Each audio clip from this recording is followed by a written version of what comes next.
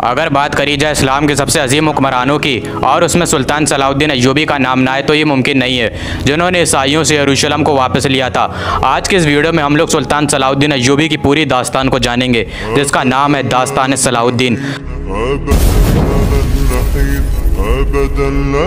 दोस्तों, सुल्तान सलाहुद्दीन अय्यूबी दुनिया के सबसे महान जंगजुओं में से एक हैं। सुल्तान सलाहुद्दीन अय्यूबी की पैदाइश 1138 में टर्किट में हुई थी। उस वक्त उनके वालिद नजमुद्दीन टर्किट के हुक्मरान थे। दोस्तों, सुल्तान सलाहुद्दीन अय्यूबी ने सारी जंगी सलाहियत अपने वालिद से ही सीखी। सुल्तान सलाहुद्दीन अय्यूबी एक बहुत ही होशियार इंसान थे, जिन्हें अमन पसंद था और वो कभी भी लड़ाई करना नहीं चाहते थे। लेकिन सलाहुद्दीन अय्यूबी की जिंदगी ने मोड़ तब लिया जब वो अपने चाचा के साथ इजिप्ट गए और वहाँ के दुश्मनों से उन्होंने जंग भी करी। अपनी चाचा की वफात के बाद सलाहुद्दीन अय्यूबी इजिप्ट के कमांडर यानी कि वजीर बने। सलाहुद्दीन अय्यूबी कभी भी बड़े महलों में नहीं रहे, वो मस्जिद के पास एक छोटे से घर में रहा करते थे। सलाहुद्दीन अय्यूबी ने अपनी जिंदगी में कई जंगें लड़ी और उन्हें फतह किया।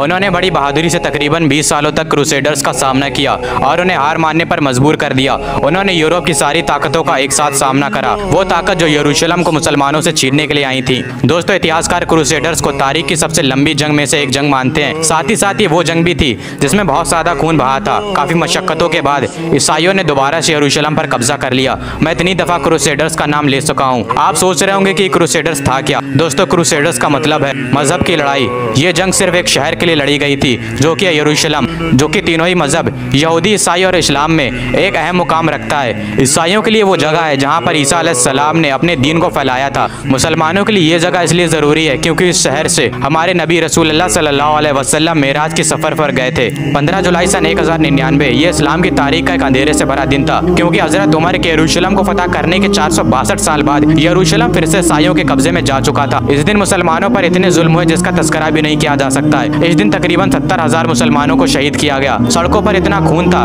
कि घोड़े चल नहीं पा रहे थे, वो फिसल जा रहे थे। पूरे शहर में कई सारी मस्जिदों को तोड़ा गया।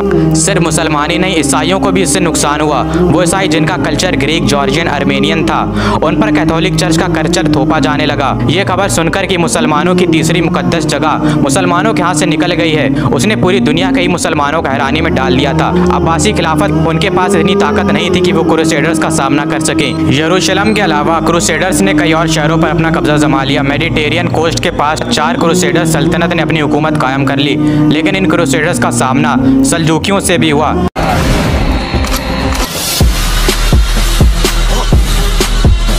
जिन्होंने इन्हें पीछे हटने पर मजबूर कर दिया।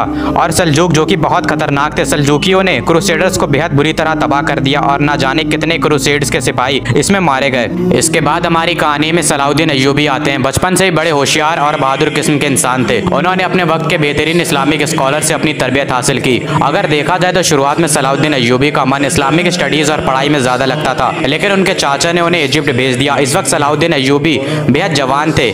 जब 1169 में सलाहुद्दीन अय्यूबी ने इजिप्ट में वजीर की गद्दी को संभाला तो इनकी मजहबी तालीमात ने इनकी गवर्नमेंट पॉलिसीज को बहुत मुतासिर किया। लेकिन एक शख्स जिसे सलाहुद्दीन अय्यूबी की बढ़ती हुई ताकत पसंद नहीं आ रही थी, वो थे नूर अल दीन, जो कि शाम में थे।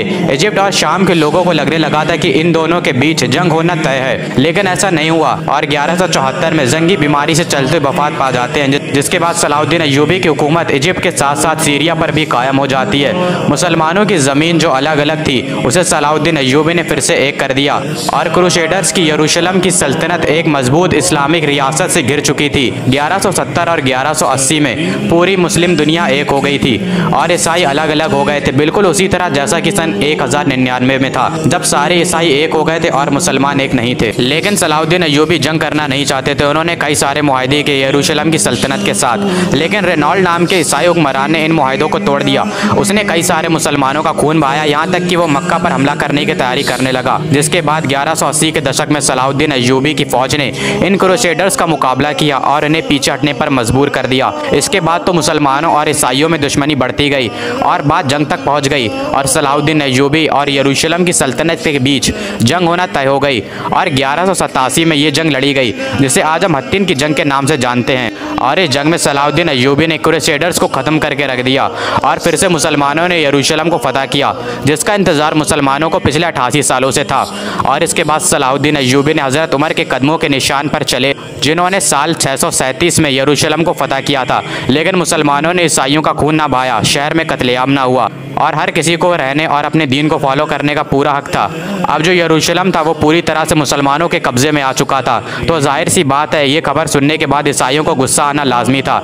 यूरोप में उन्होंने अपनी फौजों को इकट्ठा करना शुरू कर दिया। जर्मनी और फ्रांस के हुक्मरानों ने अपनी फौजें तैयार करना शुरू कर दी कि हमें फिर से यरूशलेम को वापस लेना है। और इंग्लैंड के हुक्मरान रिचर्ड ने भी अपनी एक बहुत बड़ी फौज तैयार कर ली। लेकिन उन्हें क्या पता था कि उनका मुकाबला सलाहुद्दीन अय्यूबी से। उन्होंने कई सारी जंगें सुल्तान के खिलाफ लड़ी और भारी नुकसान इन्हें उठाना पड़ा। लेकिन अब मुश्किल बढ़ने वाली थी, क्योंकि अब पूरे यूरोप की सारी फौजें मुत्तहिद होकर आ गईं और सलाहुद्दीन अय्यूबी से मुकाबला करने के लिए। सलाहुद्दीन अय्यूबी की फौज जो अब तक सलेबियों का सामना कर रही थी, वो अब थक चुकी थी और उनके पास खाने के लिए भी कुछ नहीं बचा था। जिसके बाद ये तय हुआ कि अब और खून नहीं बहेगा और किसी का भी कत्ल नहीं किया जाएगा। एक मुआहिदा हुआ जिसके तहत सुल्तान को 2 लाख सोने के पीसेस देने थे। थोड़ी देर हो गई, जिसकी वजह से गुस्से में आकर रिचर्ड ने बेबस मुसलमानों का कत्लेआम किया। जब ये खबर सलाहुद्दीन अय्यूबी को पता चली तो उन्हें बहुत गुस्सा आया और उन्होंने मुसलमानों के खून का बदला लेने की कसम खाई।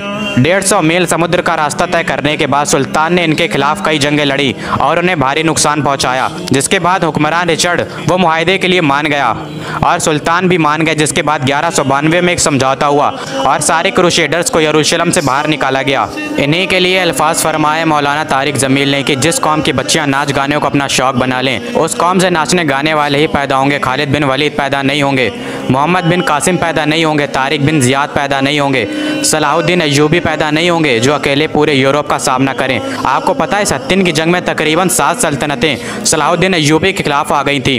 पूरा यूरोप एक तरफ था, पूरा यूरोप उनके खिलाफ था और इधर तनहा सलाहुद्दीन था। इसके बावजूद उन्होंने उसमें इकट्ठा यूरोप को शिकस्त दी।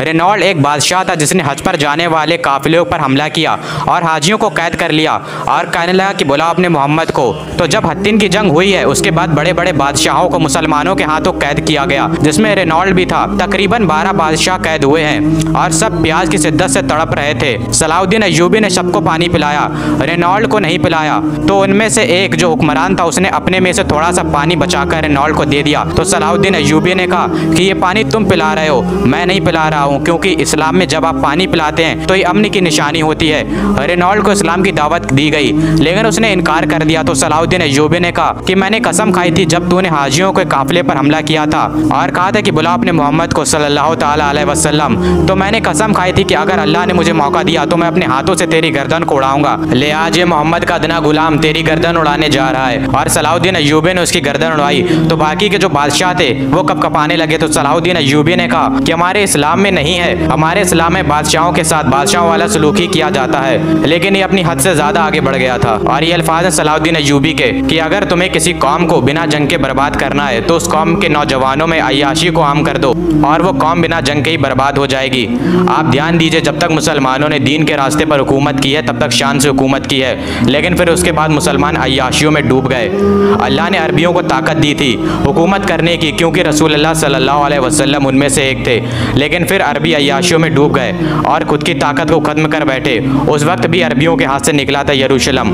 अरबियों में इतनी ताकत नहीं बची थी कि वो फिर से वापस ले सकें। सलाहुद्दीन अय्यूबी ने वापस ला कर दिया और फिर इनके बाद क़यादत किनके हाथों में आई? तुर्कों के हाथों में आई। सुल्तान सलाहुद्दीन अय्यूबी कहने को तो सुल्तान थे, लेकिन उन्होंने अपनी ज़िंदगी कैसे गुजारी ये सब जानते हैं। बड़ी शक्तियाँ देखी उन्होंने, अपनी ज़िंदगी में बड़ी बड़ी जंगें लड़ी और आज फिर यरूशलेम मुंतज़िर है सलाहुद्दीन अय्यूबी का।